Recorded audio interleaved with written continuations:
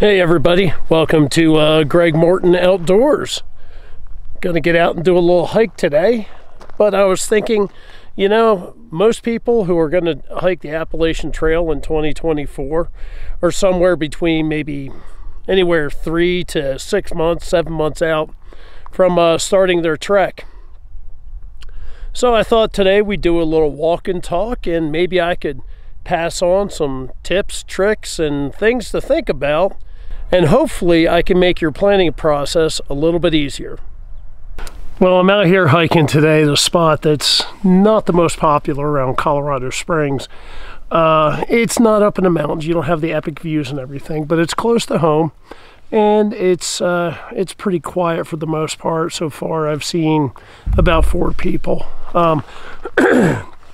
and you know, counting the car I came in, there's only 4 cars in the parking lot. So that kind of gives you an idea what it's like. So let's talk about the first tip.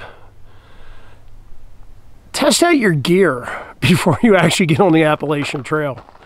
Okay, I know it sounds like a no-brainer, but you'd be surprised how many people on the trail didn't use their gear before they got out there. Their first time setting up their tent was their first night on trail. I know, a little crazy. And I know some folks are doing last minute purchases. You might be getting stuff for Christmas, the whole 9 yards, but test out all of your gear before you get on trail. And I'm not just talking about your tent and your sleep system. I'm talking about everything. Try out your stove. Try out, you know, if you're gonna take pictures or if you're gonna make videos, test out that equipment. Test out your headphones. Everything. You want to make sure you know how to use everything and how to, well, fix things if they go bad before you're actually out there on the trail. Time for the trekking pole cam.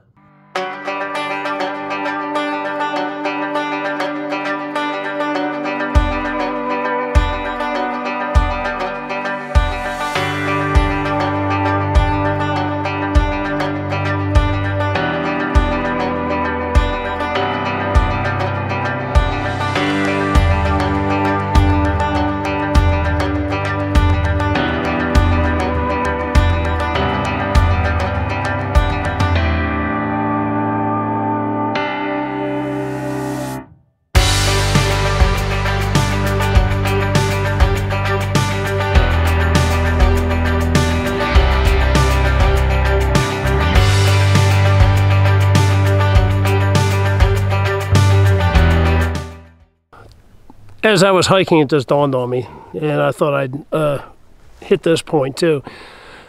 When you're testing out your gear, especially your tent, it's great you're setting up in the backyard and places like that, but take it out and set it up on all different types of terrain. Set it on the slope, side of a hill, whatever, crappy ground, sand, rock, mud, I mean, whatever. But set it up in all different areas, because when you are out there getting ready to settle down for the night, 9 times out of 10, you're not going to find that perfect ground. It's not going to be perfectly flat, you know, like concrete, nice and smooth. No, it's going to be jacked up. Your guy lines are going to be like on the side of a hill, you know. So set it up all different ways, especially if you're using a trekking pole tent. They can be a little bit more complicated than a semi-freestanding that has 10 poles. So don't forget to do that. Hey, staying motivated while you're out there is a big deal. One thing that worked for me was always having good music to listen to. So I suggest while you're at home, make some really good playlists. I have one that's titled Hiking. I have one that's titled Get Up That Mountain. So it can kind of, you know, tell you what's going on. My hiking one is a little bit more mellow, you know, just kind of ups and downs with the beats. The Get Up That Mountain is hard pounding, it's hard rock, it's fast beats. You know, it's to get you up to the top of that summit, something that's going to get you pumped up and get you moving. The other thing I recommend is I brought along a small 1 terabyte hard drive, and I'll put a picture of that. I put all my videos, all my pictures on that as I went through my hike, so I would get them off my phone and get them off. I used an Osmo Pocket for videos and pictures.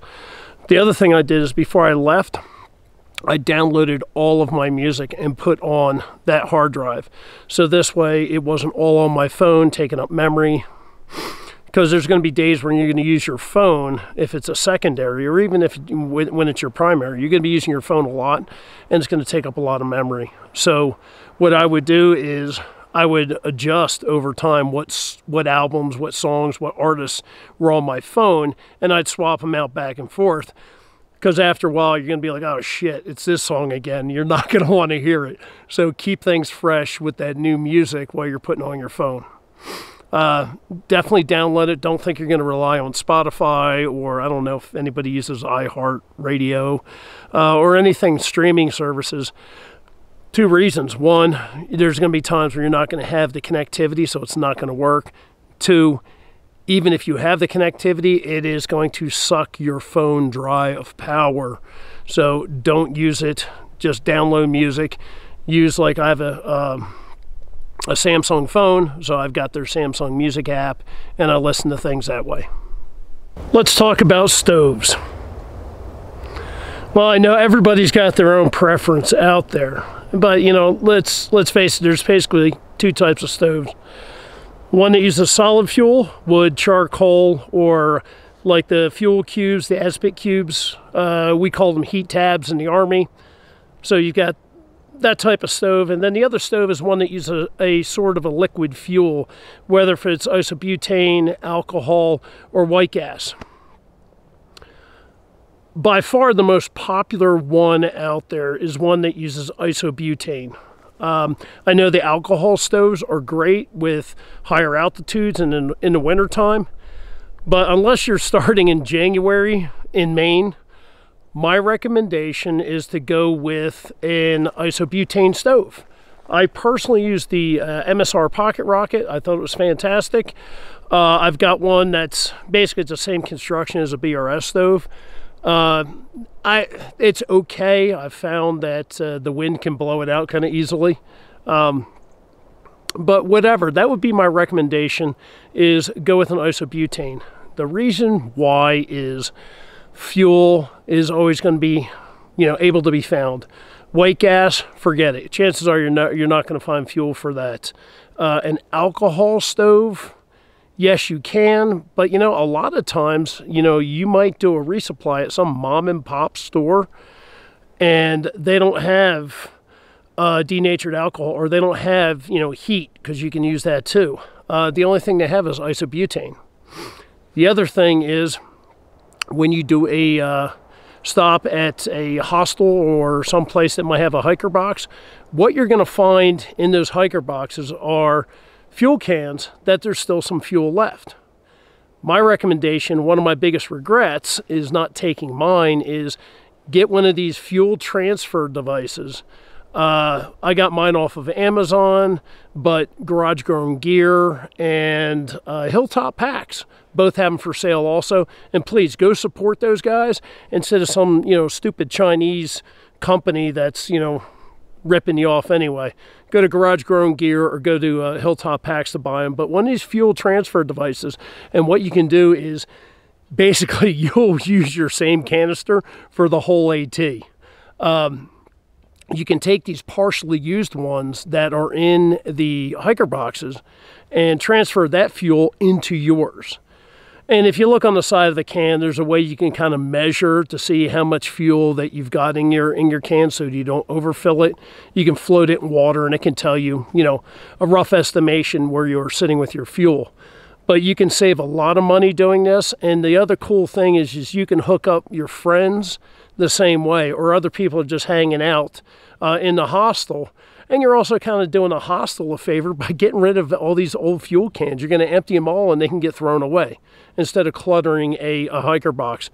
Trust me, I saw up at Shaw's right before the 100-mile wilderness a huge tote filled with these cans, partially used. And let me tell you, if you have one of those transfer devices, you could have been hooking up the whole place. just came to mind, cold soaking. I know a lot of people like cold soaking, especially those ultralighters out there don't want to burden themselves with the stove. I did cold soak for a little bit during the summer. I got tired of it because there's a minimal amount of food out there that you can actually cold soak. Ramen was my #1 thing that I cold soaked. And in the summertime, you know, having a cooler, almost kind of like a salad for lunch was definitely better than doing the traditional put some crap on a tortilla and eat it. And cold soaking was fine. I didn't get rid of my stove. Because, yeah, I got tired of it after a while. So if you think you're going to cold soak the entire time, you might want to keep that in the back of your mind, as you might get burned out with it. Some people just look at food for nothing but fuel. I like flavor. I like food. I like to eat. I like something good to eat. And there's going to be days after you've been out there where it's been cold and wet, and you get to your campsite at the end of the day, and you really want that hot meal in your stomach. But you've been cold soaking, and it's February, and you have a quinoa icicle now for dinner. So you might want to, you know, yes, it's great to cold soak, but you might want to think about using a stove during certain times of the year, or, you know, with your cold soaking. All right, well, this portion will actually be a walk and talk. All right, something to think about now is doing a resupply. How are you going to go about it? Are you going to solely rely on the trail and resupplying in towns, or are you going to get some boxes and have them sent to you? I did the boxes, and I'm happy that I did, and I wish I would have done more. I followed a guide on the trek, and I'll put a link below to it. However, there's a few other places that I would add in to do resupplies also, and one being Hot Springs, North Carolina. Hot Springs is a choke point. Basically, you're just coming out of the Smokies, and there's a few places to stay in town. You have an outfitter, there's a Dollar General, and I think it's called the Hillbilly Market, just a little grocery store. And those are your resupply options. Well, with it being a choke point, is the majority of people who are coming out of the Smokies are ready to take a break. If they didn't stay at like Standing Bear Hostel, and they do it in Hot Springs. The other thing is everybody resupplies there, so even though you've got 3 places to do it, a lot of times they're picked over, especially the Dollar General. The Hillbilly Market is more expensive, and the outfitter there, they've got, you know, freeze-dried meals, but, you know, buying those time and time again can really rack up the costs while you're out on trail. Time to switch hands. There we go. So I would recommend having a box being sent there. You know, the other thing you might want to think about, and this just dawned on me, you know, kind of like you got bridal showers and baby showers, maybe you could do an Appalachian Trail shower. I don't know, you can have, like, you know, a month or 2 ahead of time, you can have the Appalachian Trail shower, and have a bunch of friends, have some food, a lot of drinks, have some good times, and they can bring you a gift. You know, I'm sure you can set up on a registry somewhere, and you know, you can have your Appalachian Trail registry, and people can go buy you the stuff that you want. Oh my God, I'm a freaking genius. Holy cow, has anybody else ever thought of that? Wow.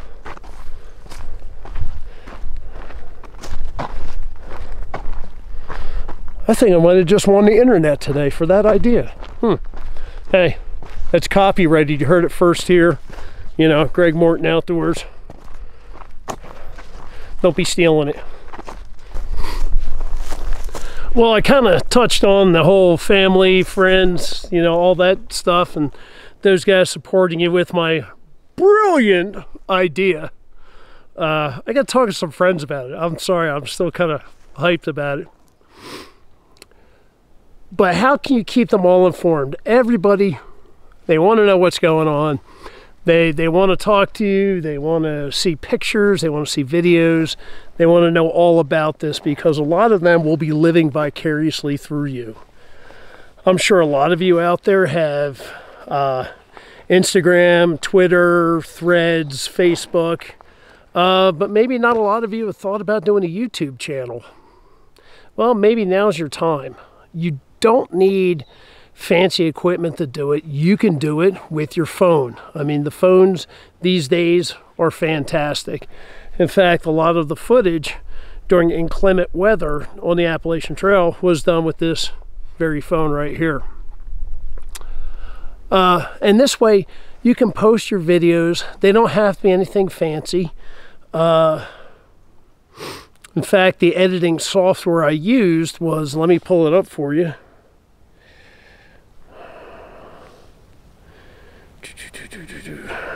Back.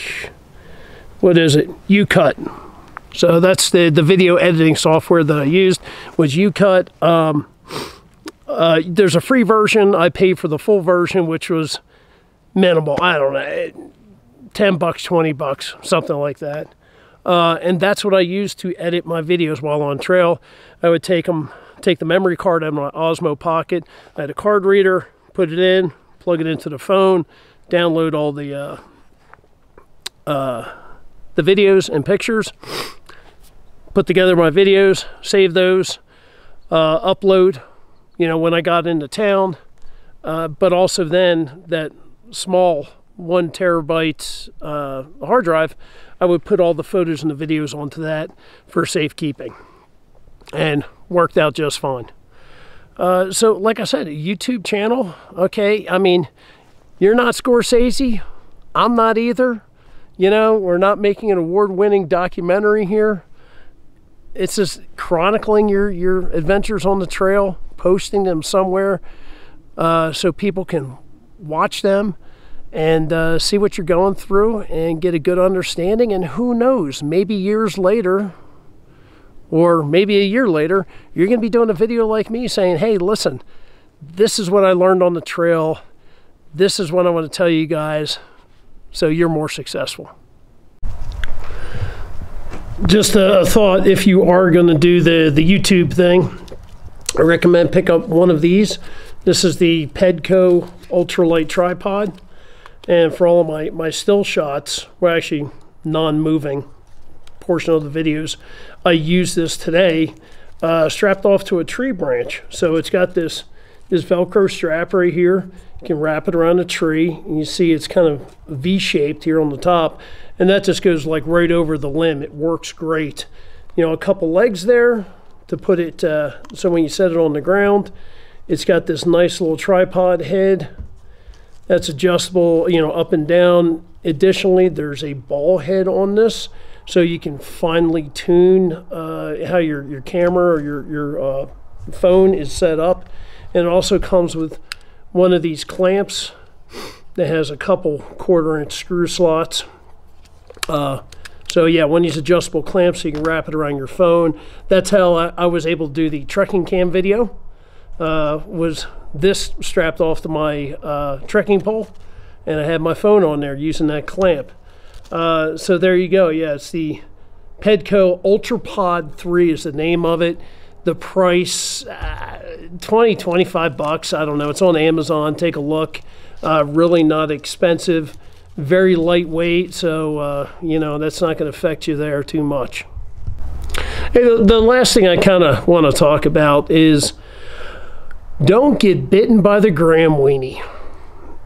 I know right now you're thinking, okay, you know, I have to get the lightest gear out there possible. And, you know, there's some times where you know, only a couple of ounces are going to be saved by you spending $500 more on something. Great example, my tent that I used, the Six Moon Designs Lunar Solo, which I've got a video about it, you can check it out. Love that tent. It was $240 when I got it, and I spent an additional $40 to have it seam sealed. You could seam seal it yourself, but I never did that before, and so I was going to let the pros do it. Now I do it myself. Very lightweight, under 2 pounds, and you know, I got it for what, 280 bucks. You know, on the other side, I could have dropped $600 and got something made by Z-Packs, and I would have shaved off maybe 14 ounces. You know, so for more than twice of what I spent on my tent, I would have saved, you know, not even a pound. So, like I said, don't get bitten by the gram weenie. Don't think, you know, oh, I don't want to take these earbuds with me because, oh, that's a lot of extra weight.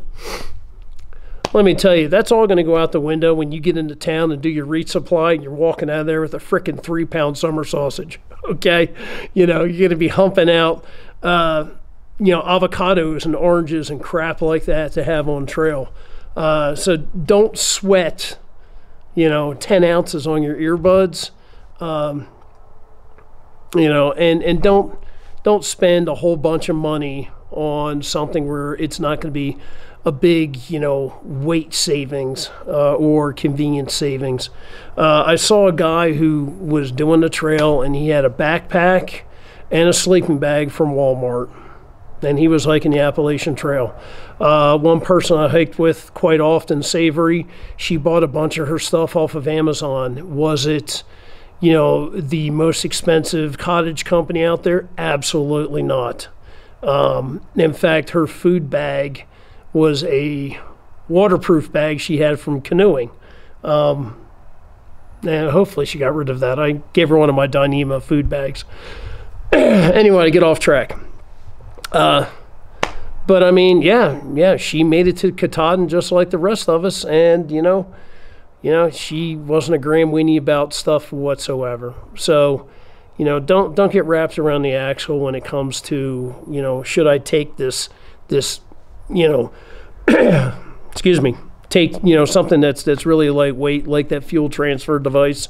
I didn't take mine because I was being a gram weenie, and I wish somebody would have, you know, kicked me in the ass and said, yes, you need to take that. You know, live and learn. Hopefully you guys can learn from my mistakes. So there's just a few ideas, some things to ponder when here you are, you know, still, you know, 5, 6, 7 months out. Yeah, some things to think about. All right, folks, that's enough for me today. Talk to you soon.